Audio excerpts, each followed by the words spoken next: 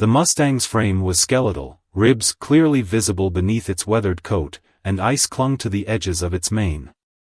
In the frozen morning light, the animal's trembling was unmistakable. It had wandered up the snowy driveway to the small farmhouse on the edge of the woods, and now it stood there, looking directly at the man inside. Ben had lived alone in that house for years, but never once had he seen a wild horse come this close. He stared out through the frosted window, coffee cup half raised to his lips, the liquid inside growing cold. Something about the horse's presence didn't feel right. It wasn't just the desperate state of the animal, it was the way it kept looking at him, as if trying to communicate something beyond the need for shelter. Ridiculous, Ben muttered to himself, though he couldn't tear his eyes away. The horse took a step closer, slipping slightly on the icy path, and then another. Its eyes, impossibly dark and soulful, locked onto his own, and in that moment, he felt a pang of guilt he couldn't quite place. It was as if the animal wasn't just asking for warmth, but offering some silent plea for help. Finally, Ben set down the mug, grabbed his coat, and opened the door. The blast of cold air stung his face, but the horse didn't move back. Instead, it waited, its breath billowing out in faint clouds, each exhalation steady and sure. Ben hesitated at the threshold, unsure of what he was about to invite inside, but the quiet strength of the Mustang's gaze convinced him. He stepped out into the snow, raising a hand to guide the animal toward the house. As he approached, he noticed something odd, something tangled in the horse's mane. Reaching out, he brushed the frozen strands aside and discovered a small, worn locket caught in the coarse hair. He stopped cold. The locket wasn't just any trinket. It was a familiar piece, one he hadn't seen in years. Ben glanced back at the open door. Inside, the house was dim and quiet, but a faint sound reached his ears, something he couldn't immediately place. It wasn't the wind, and it wasn't the usual creaks of an old house settling. It was something deeper. He froze, his hand still on the Mustang's mane, the locket clutched between his fingers. Then the sound came again, so soft it could have been his imagination. A child's laughter. Ben's heart skipped as the faint laughter seemed to echo in his ears.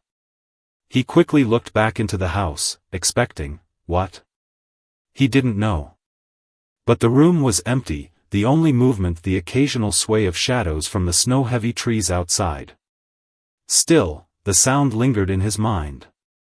It was impossible, he told himself. It had to be a trick of memory, a ghost of the past triggered by the sight of the locket. He turned back to the Mustang, whose dark eyes studied him intently. "Where did you come from?" he murmured, as though the horse might answer. It nickered softly, shifting on its legs, and Ben took that as a cue. He carefully led the animal toward the open doorway. It hesitated, stepping gingerly onto the wooden floor, but the warmth radiating from inside drew it in. Ben shut the door behind them, sealing out the cold. The Mustang's nostrils flared as it took in the scents of the house, wood smoke, aged books, faint traces of cedar. It moved cautiously, its hooves clicking softly on the hardwood. Ben kept a hand on its neck, marveling at how calm the animal seemed now that it was indoors. "You're not like the others," he said. His mind wandered back to the ranching days of his youth. He'd known wild horses to be skittish, quick to bolt at the first sign of trouble. But this Mustang showed no such fear.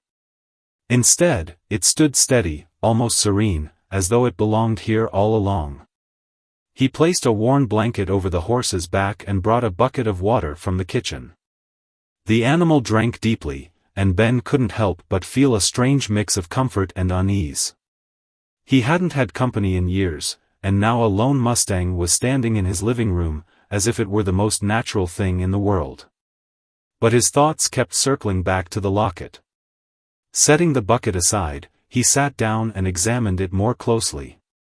The surface was tarnished, the clasp stiff with age. Inside was a tiny photograph. It took him a moment to process what he was seeing.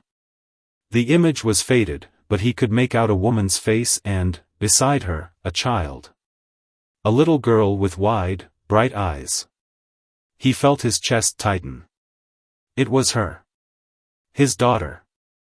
The picture was from years ago, before everything had gone wrong, before he'd lost her and her mother. He had no idea how this locket could have ended up tangled in a wild horse's mane. His mind raced with questions.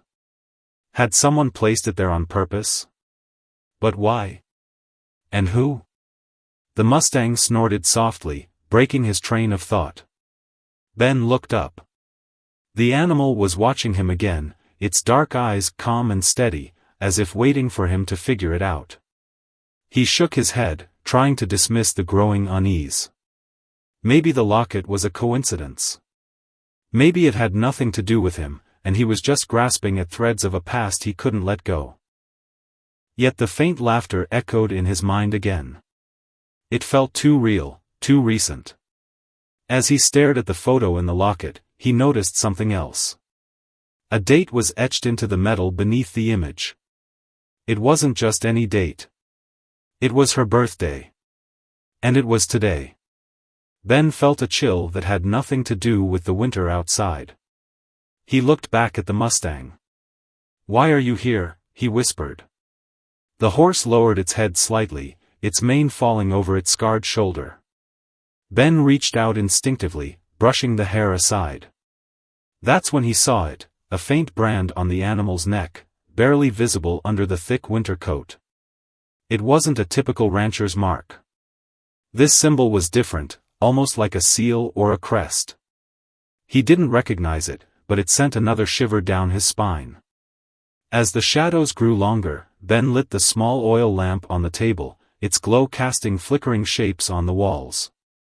He couldn't shake the feeling that the Mustang's appearance wasn't random. Something had brought this horse to his door. Something connected to the locket, the date, and that distant sound of laughter. But who, or what, was behind it all? Ben hardly slept that night. Each time he closed his eyes, he saw that familiar photo, the faint brand on the Mustang's neck, and the shadowy memories of the family he lost. By morning, he decided he couldn't leave things as they were. If this horse really was a piece of his past, a link to the life he'd once had, then he needed answers. But first, there was the horse itself. The animal hadn't moved much from the corner of the living room where it had settled. Ben placed a makeshift bed of blankets on the floor, and the Mustang seemed to sense that it was a safe space. Its breathing had grown slower, more even, as if it finally trusted that it wouldn't be cast out into the cold again. While the horse rested, Ben searched his house for any clues. He pulled old boxes from the closet, unearthing photographs, letters, and the scattered fragments of his earlier life. He found pictures of his wife, Sarah, smiling on their honeymoon, her arms wrapped around him at a beach they'd visited long ago. He found a handful of birthday cards they'd given their daughter over the years, all written in Sarah's flowing handwriting. Yet nowhere in these mementos was there a single mention of the locket. Then, buried beneath the old documents, Ben found something he hadn't expected, a sealed envelope with his name written on it. The handwriting wasn't Sarah's, but it was familiar. As he turned it over, the seal reminded him of the mark on the Mustang's neck. He opened it carefully and unfolded a single sheet of paper. The note was short, but its message hit him like a thunderclap. "Ben, when the time comes, you'll know. Take care of it. Protect it. It will lead you to the truth." There was no signature. No indication of who had written it or when. But the words sent a shiver down his spine. He glanced over at the Mustang. The horse's dark eyes met his, calm and steady as ever. It wasn't just an animal that had wandered onto his property. It was a messenger. That's when Ben noticed something else, something he hadn't seen before. Around the horse's neck, just under its thick mane, a thin chain hung loosely. He reached out gently, pulling the chain free. It wasn't another locket, as he'd first thought. Instead, it was a key. He stared at the small, unassuming object in his palm. It looked old, its metal tarnished, and its shape was nothing like the keys he used for his house or barn. It felt weighty in his hand, as though it carried more than its physical heft. His mind raced. What could it open? Where had it come from? As Ben turned the key over in his hands, he heard that faint laughter again. He froze. The sound wasn't coming from his memory this time. It was real, soft, distant, and unmistakably a child's laughter. He stood quickly, heart pounding, and looked toward the hallway. The sound had come from the direction of his daughter's old bedroom. He hadn't stepped inside that room in years. It had remained untouched, a shrine to the life he'd lost. Slowly, he approached the door. When he reached it, he hesitated. The doorknob felt colder than it should have, as though the chill of the past had seeped through. With a deep breath, he turned the knob and pushed the door open. The room was just as he'd left it. A small bed with a pink comforter. A dresser adorned with a few framed photographs. Shelves lined with stuffed animals and books. Nothing had changed, except for the faint indentation on the bedspread, as though someone had been sitting there. "Hello?" Ben called out softly, his voice trembling. The room remained still. Yet the air felt different, heavier somehow. He walked in slowly, the Mustang following him to the doorway but stopping short, as if unwilling to step inside. Ben's eyes fell on the bookshelf. One of the books stuck out ever so slightly. He pulled it free and opened it, his breath catching as he saw what was inside. Tucked between the pages was another note, its paper yellowed with age. The handwriting matched the note he'd found earlier. "The key is just the beginning. Look to where we last said goodbye." Ben felt the weight of those words settle over him. The last place they'd said goodbye. The hospital. The memory came rushing back, the day Sarah passed away, the final moments he'd spent with his daughter before she'd been taken away. He hadn't been allowed to follow, hadn't been given a choice. He had never known where she'd gone after that, only that she was gone. He turned the note over, but there was nothing else written. Just those haunting words. His fingers tightened around the key. He had a destination now, but he also knew this was just the start. The Mustang had led him here, to these clues. Whatever came next, it was clear that someone, somehow, had left him a trail to follow. Ben looked back at the horse. "I don't know who sent you," he said quietly, "but I think you and I have a long road ahead." The following morning, Ben prepared for the journey. He wasn't exactly sure where it would end, but he knew the first stop, the old hospital where Sarah had passed away.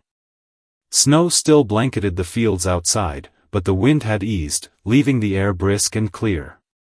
The Mustang stood by the door, watching him with that same calm, knowing expression. It seemed to sense that today would bring more answers, or at least, the next piece of the puzzle. Ben hooked up his old trailer, which had been gathering rust in the barn, and coaxed the horse inside. It went willingly, as though it knew its purpose. By the time Ben climbed into his truck and set off down the long, icy driveway, his thoughts were swirling with questions.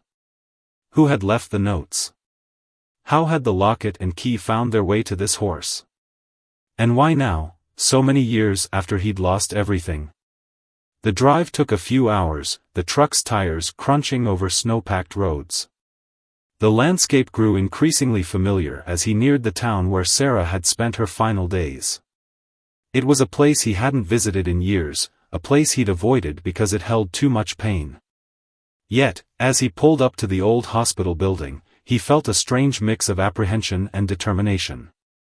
The Mustang shifted slightly in the trailer, as if it, too, recognized the weight of the moment. The hospital had long since closed, its windows boarded up and its parking lot covered in fresh snow. Ben parked on the edge of the lot and stepped out, his breath fogging in the cold air. He walked toward the main entrance, the crunch of his boots the only sound. The building loomed before him, its faded sign barely visible under a layer of frost. Ben had spent so many agonizing hours here years ago, waiting for news, watching Sarah fight a losing battle. And then there was the day they'd brought his daughter into the room one final time. He hadn't known it would be the last time he'd see her. She was so small, her hand clutched tightly in Sarah's. They had whispered their goodbyes, and then the doctors had taken her away, saying it was for her safety. The grief had consumed him for years, until he'd retreated to the isolation of the farmhouse. He hadn't been strong enough to find out where they'd taken her. He'd been a broken man, afraid of what he might learn. But now, with the key in his pocket and the Mustang waiting nearby, he felt something he hadn't felt in years: hope. The front entrance was chained shut, but Ben circled the building until he found a side door that had been forced open. Inside, the hospital smelled of mildew and decay. Peeling paint hung from the walls, and the floor was strewn with debris. He walked carefully, following the faint memories of where Sarah's room had been. His heart pounded as he approached the hallway, every step bringing the past closer to the surface. When he reached the room, he stopped. The door was slightly ajar, and inside, sunlight streamed through a crack in the boarded-up window. The bed was still there, its mattress stripped bare. On the bedside table sat an old, rusted lockbox. Ben stared at it, his hand instinctively reaching for the key in his pocket. He didn't know what he expected to find, but the note's words echoed in his mind: "Look to where we last said goodbye." With trembling fingers, he slid the key into the lock. It fit perfectly. The box creaked as he opened it, revealing a bundle of papers, a small leather-bound book, and a photograph. Ben picked up the photo first, his breath catching. It was his daughter, older than the picture in the locket but unmistakably her. She was smiling, her eyes bright with the same spark Sarah had always had. Underneath the photo was a letter. Ben unfolded it carefully, his heart pounding as he read the words. "Ben, if you're reading this, it means you found the Mustang.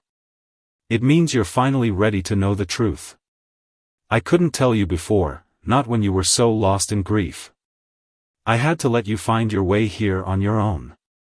Your daughter, she's alive. She's safe. And she's waiting for you. The Mustang was meant to bring you back to this moment.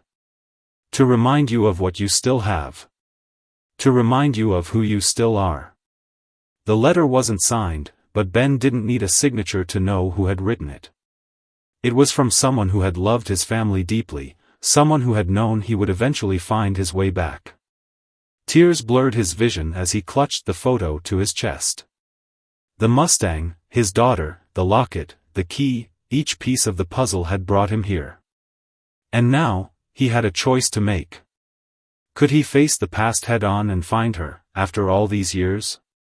Or would fear hold him back once more? Ben closed the lockbox, slipping the photo and letter into his pocket. As he stepped out into the snowy light, the Mustang nickered softly, as if urging him onward.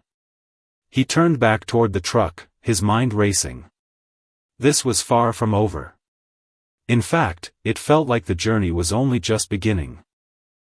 Ben sat in the truck's cab, staring at the photo.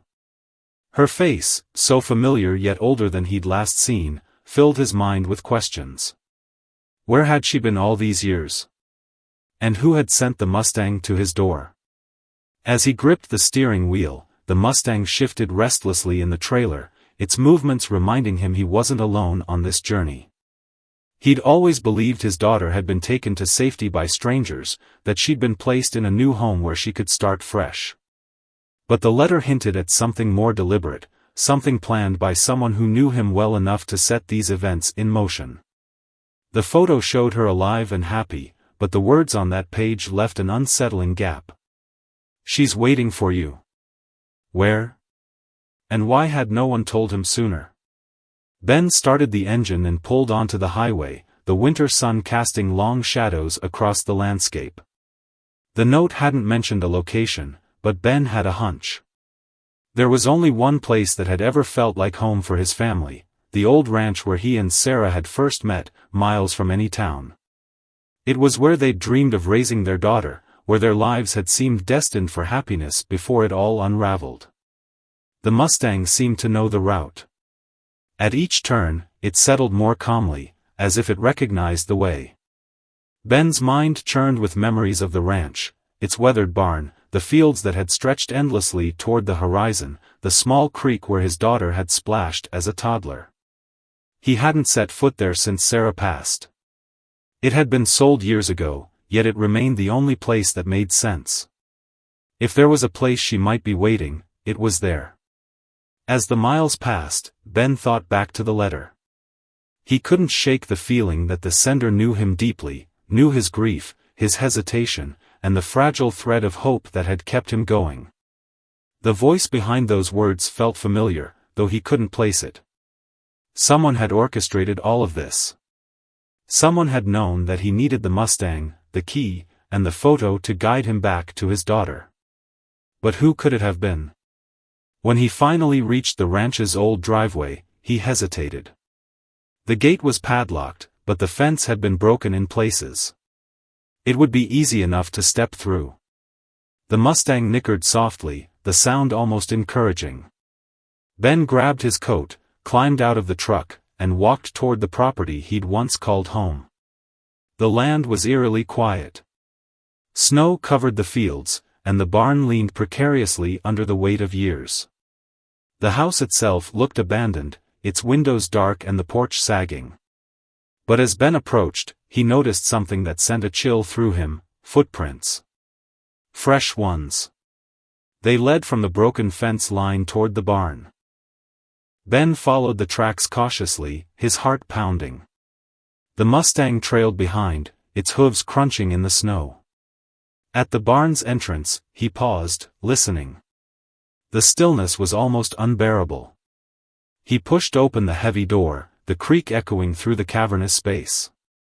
Inside, shafts of light filtered through the gaps in the wood, and dust motes danced in the air. It was empty. At least, that's what he thought at first. But then he heard it, a faint rustling from the hayloft above. He climbed the ladder slowly, his hands trembling. When he reached the top, he saw a figure standing at the far end, their back turned. It was a man, tall and broad-shouldered, wearing a heavy coat. The man turned, and Ben froze. He recognized him immediately. It was John, Sarah's brother. A man he hadn't seen since the day Sarah died. John had disappeared after the funeral, cutting ties with the family and leaving behind a trail of unanswered questions. Now, here he was, standing in the old barn, a weathered expression on his face. "I knew you'd come," John said quietly, his voice deep and calm. "I've been waiting." Ben's voice caught in his throat. "What are you doing here? How do you know about all this?" John gestured to a small chest at his feet. "There are things you don't know, Ben. Things I couldn't tell you then, because I didn't think you were ready. I've been watching over her, making sure she was safe. But it wasn't my place to step in. Not until now." Ben's legs felt weak, but he forced himself to take a step closer.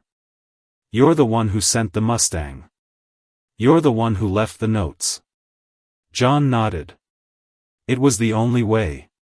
She's been waiting for you, Ben. She's nearby. But before you see her, there's something you need to understand." Ben's mind raced. His hands clenched into fists. "Why now? Why not tell me years ago?" John's gaze softened. "Because you weren't ready. But now, you've come this far.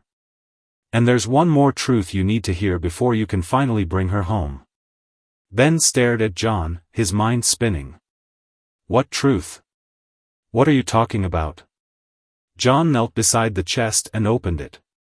Inside were stacks of papers, letters, and photographs, all neatly organized. He pulled out a sealed envelope and handed it to Ben. "You need to read this first." Ben hesitated, his fingers trembling as he tore open the envelope.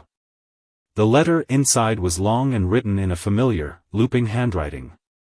His heart sank as he recognized the penmanship. It was Sarah's. She had written this before her death, and as Ben scanned the first few lines, his breath caught in his chest. My dearest Ben. If you're reading this, it means you finally found her. I knew you would. I just didn't know how long it would take. Ben lowered the letter for a moment, his vision blurred by tears. This can't be real, he whispered. John nodded solemnly. It is. Sarah asked me to keep it safe until you were ready. Ben read on, the words unraveling a story he never expected. Sarah had discovered that their daughter was in danger, not from illness, as Ben had always believed, but from someone who had been following them for years. It was someone connected to her own family, someone with a claim that had been buried in legal and personal secrecy. Rather than risk losing their daughter to a custody battle or worse, Sarah had gone into hiding during her final months. She had entrusted John to watch over their child, to ensure that she was never found by the wrong people. The letter ended with a plea. Ben, when you finally read this, promise me you'll bring her home. I know you have it in you. You've always had the strength. She needs her father, and I believe you're ready now. I'll be with you every step of the way. Ben's hands shook as he folded the letter back into the envelope. So, she was never sick, he asked, his voice cracking. John shook his head. She had her own health struggles near the end, but it wasn't what you thought. She kept it from you because she knew you'd never agree to her plan. She wanted you safe too, Ben. She knew you'd never stop fighting, and she was afraid you'd lose everything. Ben sank down onto the hay-strewn floor. The Mustang stood just outside the barn, watching him with that same calm patience. Why didn't you tell me sooner? He asked, anger and sadness mingling in his voice. Because you weren't ready. You shut yourself away for years, Ben. Sarah knew it would take time for you to heal, to come to terms with what happened. If I'd told you too soon, you might have never believed me. But now you've found the Mustang. You've found her letters. And you've come all this way. It means you're finally ready to do what Sarah always knew you could. Ben looked up, determination starting to harden in his gaze. Where is she? Where's my daughter? John hesitated. She's been safe, but the people Sarah was afraid of, they haven't stopped looking. They don't know where she is, but they've gotten close. You need to get to her before they do. She's staying with a family I trust, about 50 miles from here, but I just got word that someone's asking questions in town. Ben stood, gripping the edge of the hayloft for support. What happens if they find her first? John's expression grew serious. Then they'll take her, and you'll lose her all over again. The Mustang let out a soft nicker, as if sensing the urgency. Ben took a deep breath, the weight of the last few hours bearing down on him. I'll get to her, he said. I'll bring her home. John nodded. I'll go with you part of the way, but you need to move fast. The people looking for her have resources. If they get to that family before you do, his voice trailed off, but the meaning was clear. Ben grabbed the letter and shoved it into his jacket. He climbed down from the loft, his boots landing heavily on the barn floor. John followed, the Mustang stepping back to make room. They hitched the trailer again, and Ben started the truck, his knuckles white on the steering wheel. Snow began to fall lightly, dusting the road ahead. As Ben drove, his heart pounded not only with urgency, but with something he hadn't felt in years, a clear purpose. Each mile brought him closer to his daughter, and to a confrontation with the people who had nearly taken her away forever. He wasn't going to lose her again. The road seemed endless, every passing mile fraught with tension. The Mustang in the trailer remained calm, but Ben's knuckles whitened as he gripped the wheel. His thoughts raced. What would he find when he reached her? What if he was too late? Every turn in the road felt like it brought him closer to the truth but also closer to danger. Beside him, John sat silently, the man who had held this secret for years. Ben could feel the weight of his brother-in-law's gaze but couldn't bring himself to speak. Not yet. The road signs passed in a blur until they reached the outskirts of the town where John had told him she was staying. They pulled onto a gravel drive that led to a small farmhouse. The lights inside were dim, but Ben's heart pounded as he spotted movement through the window. He stopped the truck abruptly and jumped out, ignoring the bite of the cold air. John followed close behind, but before Ben could reach the front door, the sound of a car engine rumbled in the distance. Headlights appeared over the hill, bearing down on the house. Ben turned sharply, his stomach knotting. "Get her inside," John said quickly. "I'll handle them." Ben hesitated, but John was already moving toward the Mustang's trailer, ready to unhook it. Ben ran to the house and knocked hard. The door opened, revealing a woman who looked as startled as she was relieved to see him. She ushered him inside, her face pale with worry. "She's upstairs," the woman said. "She knows you're coming. We told her you'd come." Ben's chest tightened as he nodded and climbed the staircase. Each step felt heavier than the last. When he reached the landing, he saw her standing at the end of the hall, a young woman now, no longer the little girl he remembered, but unmistakably his daughter. Her wide eyes were filled with tears, and she hesitated for only a moment before running into his arms. "Dad," she said, her voice breaking. Ben held her tightly, his own tears spilling as he finally, truly believed it. "I'm here," he whispered. "I'll never leave you again." But the reunion was short-lived. The sound of a car door slamming outside made his heart jump. He glanced out the window and saw two men stepping out of the approaching vehicle, their movements purposeful and determined. They weren't just curious visitors. They were the people John had warned him about. Downstairs, John was already confronting them, his voice firm but calm. Ben knew it wouldn't be enough. These men had been searching for years, and they wouldn't leave without what they came for. His mind raced as he considered his options. He couldn't risk staying here, and he couldn't let them take her. Gripping his daughter's hand, he turned to the woman who had sheltered her. "Do you have a back door?" he asked. She nodded, pointing to a narrow hallway that led out to the fields. Ben didn't wait. He led his daughter out the back, moving quickly but quietly. The Mustang nickered softly from the trailer, still attached to the truck, and Ben's mind locked onto a plan. "We're going to get to the truck," he whispered to his daughter. "We'll drive out of here before they realize we're gone. Stay close, and don't let go of my hand."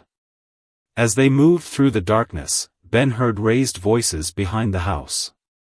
John was buying them time, but it wouldn't last. They reached the truck, and Ben helped his daughter climb into the cab.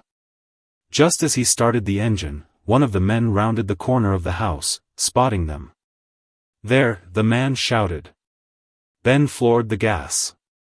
The truck lurched forward, the Mustang's trailer rattling behind it. The second man ran into view, trying to block their path, but Ben swerved around him. The truck barreled down the gravel drive, tires kicking up snow and dirt. The Mustang let out a sharp, piercing cry from the trailer, as if urging them onward. The headlights from the other car swung around, pursuing them down the dark road. Ben's heart pounded as he drove faster, knowing he couldn't let them catch up. His daughter clutched the seat, her wide eyes full of fear and trust. "It's okay," he said, though his voice shook. "We'll be okay." Behind them, the pursuing car gained ground. But as they approached a sharp turn, Ben saw an opportunity. He veered onto an old side road he knew well from his childhood, one that wound through a forested area and would be hard to follow in the snow. The truck slid slightly, but he kept control, glancing in the rearview mirror. The headlights faltered as the other car struggled to make the turn. Ben pressed on, the snow-covered trees closing in around them. The Mustang's trailer bounced over the uneven road, but the animal remained calm, as if it understood the gravity of the situation. Ben finally spotted a clearing up ahead. He pulled off the road and turned off the engine, plunging them into silence. For several minutes, he listened, his breath visible in the cold air. The other car's engine faded into the distance. Ben sagged against the seat, his hands trembling. "We're safe," he said softly. "At least for now." His daughter reached for his hand, squeezing it tightly. "I knew you'd come," she said. Ben's throat tightened, but he managed a small smile. "I promised your mom I would. And I'm not breaking that promise again." They sat there in the stillness, knowing they weren't out of danger yet but taking comfort in the fact that, for the first time in years, they were together again. The cabin in the woods had seen better days, but Ben knew it was far enough off the beaten path to buy them some time. It was a place his father had built decades ago, intended as a hunting retreat, but in all the years since, Ben had only visited once or twice. The walls were weathered, the roof sagged slightly under the weight of snow, but it still felt like a safe haven. Ben helped his daughter down from the truck and gestured toward the cabin. "It's not much, but we'll be warm here. We'll figure out our next move." She nodded, clutching the small bag of belongings the woman at the farmhouse had handed her. Inside were a few clothes, a photo album, and a handwritten note Ben hadn't yet had the chance to read. His daughter walked cautiously up the creaking steps, as if expecting something to jump out at her, but Ben's steady hand on her shoulder seemed to ease her nerves. The Mustang followed them to the cabin's entrance, its breath steaming in the cold. Ben paused before unlocking the door, looking back at the horse. "You've come this far," he said. "Might as well come inside." The animal hesitated, then stepped forward, its hooves clicking on the wooden porch. Inside, the air was cold but dry. Ben quickly lit a fire in the small stone hearth, the flickering flames casting long shadows on the walls. His daughter sat on the edge of the couch, looking around at the cabin's sparse interior, a worn rug, an old coffee table, a few dusty picture frames still hanging on the walls. She opened the bag and pulled out the photo album, her fingers brushing over the cover. "I've looked at these pictures so many times," she said softly. "They were all I had." Ben sat beside her. "You don't have to hold on to just pictures anymore," he said. "You've got me now." She looked up at him, her wide eyes searching his face. "Why did it take so long?" Ben sighed, his heart heavy with regret. "I didn't know where you were, Anne. I wasn't in a place to look. I should have fought harder, sooner. I'm sorry." She placed her hand on his. "You're here now. That's what matters." As they spoke, the Mustang lay down near the fire, its dark eyes watching them. Ben found it strange how the horse always seemed to know when to be still, when to wait. The animal's presence was calming, almost as if it had been placed in their lives to guide them to this moment. The note from the bag caught Ben's attention. It was written in the same looping handwriting as Sarah's other letters. He unfolded it carefully, his breath catching as he read the words. "Ben, this isn't the end. You'll need to keep moving. They won't stop looking. But I know you'll find a way to protect her. I always believed in you." It wasn't signed, but it didn't need to be. Ben felt the weight of those words pressing down on him. His daughter was safe for now, but he knew they couldn't stay here forever. The men who had followed them would keep searching, and they wouldn't stop until they found what they wanted, his daughter. "I need you to know something," Ben said, looking his daughter in the eyes. "Your mom, she sacrificed so much to keep you safe. She loved you more than anything. And I'll do everything I can to make sure her sacrifice wasn't in vain." Tears welled in her eyes, and she nodded. "I miss her so much." "I do too," Ben said. "But she's still with us. In the choices we make, in the love we have for each other. She'd be so proud of you." They sat in silence for a while, the fire crackling, the Mustang dozing peacefully. The moment was bittersweet, filled with both relief and the looming reality that their fight wasn't over. When morning came, the light streamed through the frosted windows, painting the room in a soft glow. Ben looked at his daughter as she slept on the couch, her face peaceful for the first time in what must have been years. He knew their next move wouldn't be easy, but for the first time, he felt ready. He glanced at the Mustang. "You got us this far," he said quietly. "Let's see where you lead us next."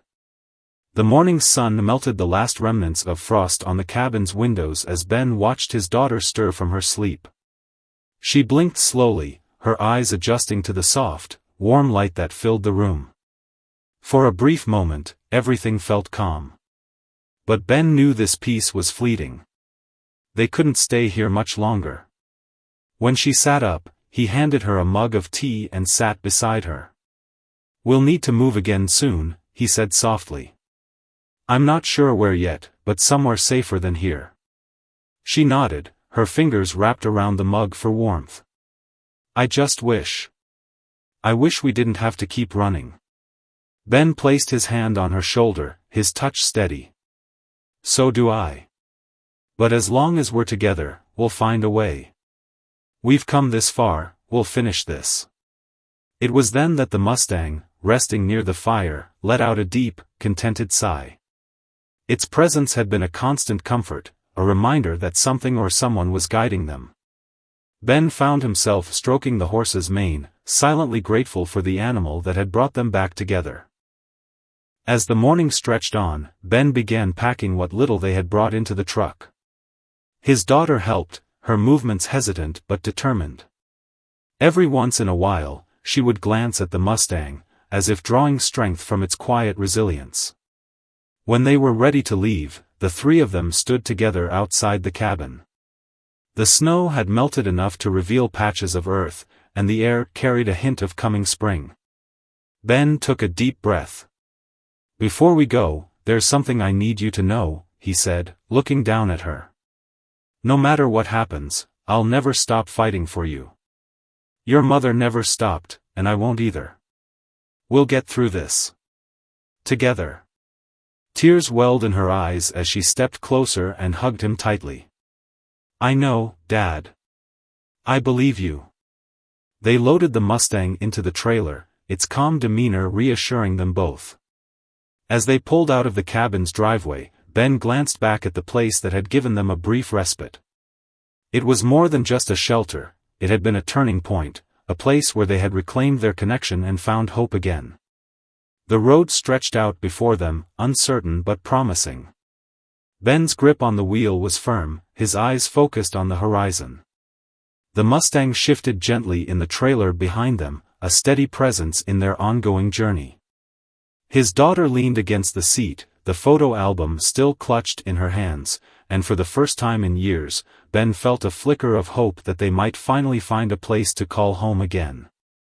As the miles passed, Ben thought about the letters, the locket, the key, every small clue that had brought them to this point.